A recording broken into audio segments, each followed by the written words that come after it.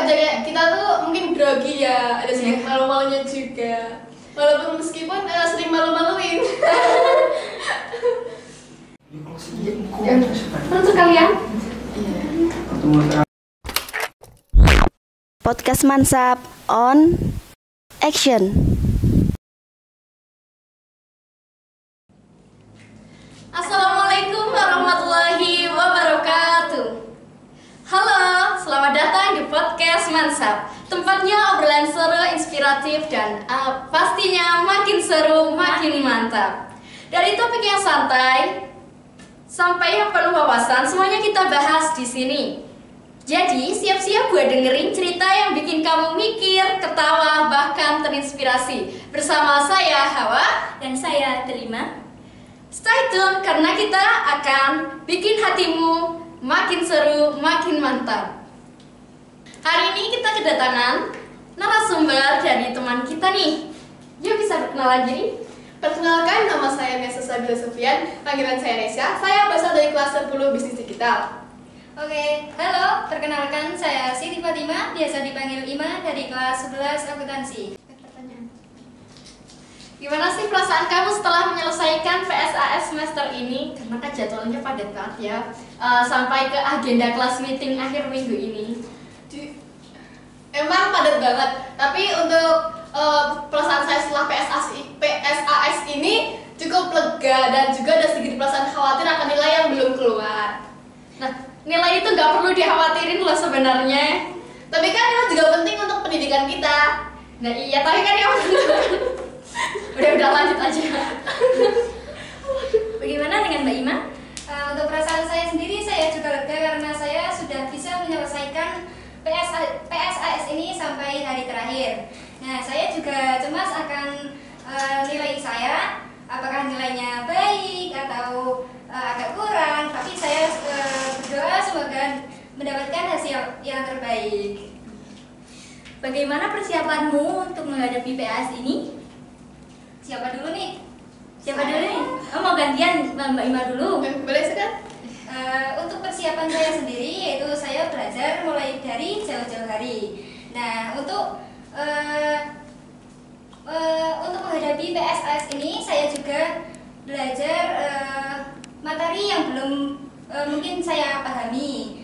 Terus saya juga latihan atau mengerjakan soal-soal dari Bapak Ibu guru yang sudah diberikan. Kalau saya boro-boro belajar sih. Saya pakai sistem kebut semalam. Iya, mengerjakan soalnya gimana nih? Bisa enggak? Ya bisa dong. Modal iman dan takwa bisa. Kalau menurut kamu gimana? Kalau saya sama kebut semalam juga. Terus tidurnya jam berapa nih? Kalau malam tuh, kalau saya tuh cuma baca-baca, nanti saya usahain bangun pagi untuk mengulang materi-materi yang belum saya pahami. Terus bangunnya jam berapa? Jam 3? Ini sama tahajud juga mungkin. Alhamdulillah. Iya. Masya Allah. Bagaimana sih cara kalian mengatur waktu antara belajar dan kegiatan yang lain? Kan pasti kalian juga bergabung ke organisasi lain ya kan? Iya. Terus gimana sih cara kalian mengaturnya? Kalau saya usahain atur waktu khusus untuk belajar. Contohnya seperti sehabis sholat isya saya lanjut untuk belajar sampai jam 10. Mungkin saya lanjut untuk istirahat tidur. Nggak pegang HP nih. Iya nih, Mungkin sedikit ya. sedikit. Kan sudah malam. Sedikitnya segini ya. Sedikitnya belajarnya cuma 5 menit, sisanya main HP. Iya mungkin. Kok tahu? Bagaimana kalau Mbak Ima? Nah, untuk saya sendiri, cara mengatur waktu antara belajar dan kegiatan yang lain yaitu dengan cara membuat jadwal.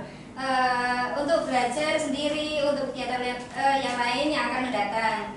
Nah, kemudian saya juga harus mempertimbangkan atau memposisikan mana yang kegiatan yang lebih penting. Ya, seperti itu. Jadi udah terjadwal ya dari jauh-jauh hari belajar. Anak rajin, Mbak Ima anak rajin. Iya ya. Apa sih kendala yang terbesar yang kalian hadapi selama PSAS? Kalau saya tuh gadget. Susah banget buat tahan diri untuk gak nyentuh gadget biasa Iya sih, belajar. bener sih. Saya juga merasa gitu. Gadget sangat mempengaruhi Iya betul. Karena kalau ada buku sama HP itu kita banyakin HP aja deh. Saya. Iya bukunya kalah pasti pegang HP dulu. Kalau Mbak? Nah kalau saya sendiri juga sama, antara buku sama HP itu susah. Bisa lebih berat bukunya daripada HP-nya. Biasanya buka buku tapi terus buka HP lagi. Kalau udah buka TikTok, Itu sih, waduh itu gak ketolong lagi.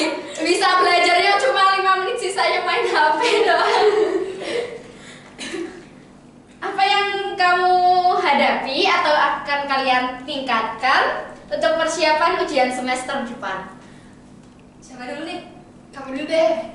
Nah untuk menghadapi ujian semester yang akan mendatang, saya harus belajar lebih giat lagi, lebih baik dari jauh-jauh hari. Jangan sampai sistem kebut semalam. Jangan main HP juga. Nah terus saya harus mendalami beberapa materi yang perlu saya dalami, misalnya yang saya kurang jelas ataupun saya belum paham, gitu. Kalau untuk saya maaf ulang. Ya lanjut aja. Kalau untuk ujian semester depan saya akan usahain buat belajarnya nggak nunda-nunda dulu. Untuk fokusin sama buku bukan HP-nya. Ya. Ini kata-katanya manis banget ya. Besok sayangnya gimana gak tahu. Insya Allah, idola itu ya insya Allah. Amin. Rencana ini masih planning aja.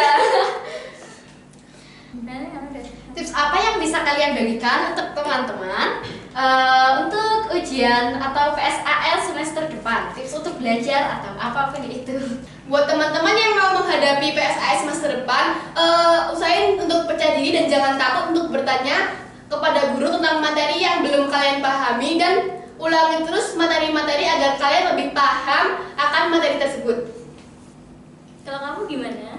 Nah untuk saya sendiri, kayak tadi jangan sampai menggunakan sistem kebut semalam ya. Karena kalau kita menggunakan sistem kebut semalam, nanti kita akan kelelahan untuk Pagi harinya. Iya, untuk pagi harinya nanti kefokusan kita akan berkurang. Jadi kita saat mengerjakan penilaian tersebut akan ngeblank atau gimana gitu.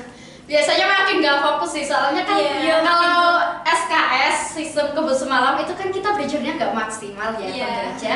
Terus pagi harinya itu bikin kita bingung, kayak aku tadi malam udah baca deh, tadi malam aku belajar apa ya? Aku tadi malam udah baca ini tapi kok kurang lengkap, gitu malah bikin kita bingung doang. Terus kalau kita kurang tidur jadi fokusnya kurang. Iya, malah ngantuk kan pas terakhirnya. Kegiatan apa sih yang kalian lakukan untuk refreshing pasca PSAS atau setelah PSAS selesai? Siapa dulu nih? Terserah. Mbak dulu deh. Oke, kegiatan yang bisa merefreshkan otak setelah PSAS yaitu salah satunya adalah kelas meeting. Kelas meeting nih. Kalau aku biasanya sih pergi jalan-jalan sama teman, kalau enggak keluarga ya. Atau teman Cujut nih. teman. Atau juga bisa nonton bareng-bareng. Apa sih tujuan utama diadakannya kelas meeting? Untuk mempererat hubungan siswa serta untuk mengembangkan bakat yang terpendam dalam diri siswa tersebut. Bagaimana kalau Sama ya ini kayaknya sama. Iya. Tujuan dari kelas meeting tersebut adalah mengeksplorasi atau mengekspresikan bakat siswa yang terpendam. Jadi adanya kelas meeting, bakat siswa tersebut dapat tersalurkan, gitu. kalau di kelas meeting ada kegiatan apa aja sih? Kayak kelas meeting kemarin kita melaksanakan kegiatan apa sih? Kalau kelas meeting kemarin kita ada lomba ML, ada lomba fashion show, ada lomba catur, keindahan kelas. Ini dari gamer sampai ke seni ada ya? Ada. Karena kita juga ikutin perkembangan zaman kan, ikutin minat-minat siswa. Ya ini ditampung dari berdasarkan aspirasi siswa juga ya kan? Iya. Iya. Apa manfaat kelas meeting dari sisi pengembangan bakat siswa? Fungsi kelas meeting ini bisa buat ajang nunjukin bakat kita dan juga bisa untuk menunjukkan atau meningkatkan rasa percaya diri kita. Ya, kalau kamu gimana? Nah Nah, untuk saya sendiri, manfaat dari kelas meeting yaitu dapat melatih kerjasama antara tim. Kayak misalnya kan ML ya, Iya. kan kerjasama gimana biar menang gitu. Ini ML ini dari aspirasi siswa ya. Iya, Kemarin betul. kreatif banget sih. Iya sih. Ini menampung aspirasi siswa soalnya. Apa saja sih persiapan yang diperlukan sebelum kelas meeting? Kalau persiapan dari kelas saya sendiri, untuk kelas meeting kemarin kan ada fashion show ya. Iya. Kelas kami itu membuat mungkin gaun atau menyiapkan berbagai Desain-desain, desain Ya, karena kamu juga kelas desain kan, pasti pinter nih. Ngedesain baju buat fashion show-nya. Kalau kamu gimana? Nah, untuk kelas saya sendiri, kan kegiatan kelas meeting salah satunya ada lomba kebersihan kelas. Iya. Nah, kelas saya sangat berpartisipasi dalam lomba tersebut. Kita kerjasama membersihkan kelas, menghias kelas, Ngecat ulang. satu-satunya itu. bener-bener terus energi banget ya. Iya, betul, ini kebersihan kelasku juga, aduh, pada semangat banget buat ngikutin ini. Sampai wali kelasnya pun excited banget. Jadi kalau keindahan kelas berarti membutuhkan kerjasama tim ya. Iya, betul, itu Biar kerjasama sama- tim yang paling kuat. Karena kan kalau kebersihan kelas, apalagi kebersihan kelas juga kan. Iya. Nah, itu kalau ada temennya satu yang nggak ngapa-ngapain, terus kan kita lihat terus kita kerja keras, terus lihat temen kita yang nggak ngapa-ngapain, itu kan pasti kayak, kok nggak bantu sih, kok kayak nggak punya jiwa. Iya, benar. Kan harus Jadi sama kita ya. Solid, Iya. balasan juga harus. Betul. Gimana perasaan kalian setelah kita tanya-tanya ini? Kan grogi ya. Wah, Panas dingin. Kita kadang disiden padahal ya. harusnya enjoy aja Iya, loh, enjoy humble. aja. Karena kita juga gak gigit, kita gak punya taring. Tapi punya gigi. Tapi kan kita gak gigit juga ya kan? Tapi tetap aja ya, kita tuh mungkin grogi ya, ada sedikit malu-malunya juga. Walaupun meskipun sering malu-maluin. Mungkin itu saja yang dapat kita tanyakan kepada kalian. Terima kasih untuk kalian yang sudah menjawab pertanyaan-pertanyaan dari kami. Sama-sama. Saya juga berterima kasih karena sudah mengundang kami ya. Ini suatu mengundang teman sendiri. Jujur ini podcast terkocak sih ya pernah aku jalanin. Ini baru satu episode yang ada akunya.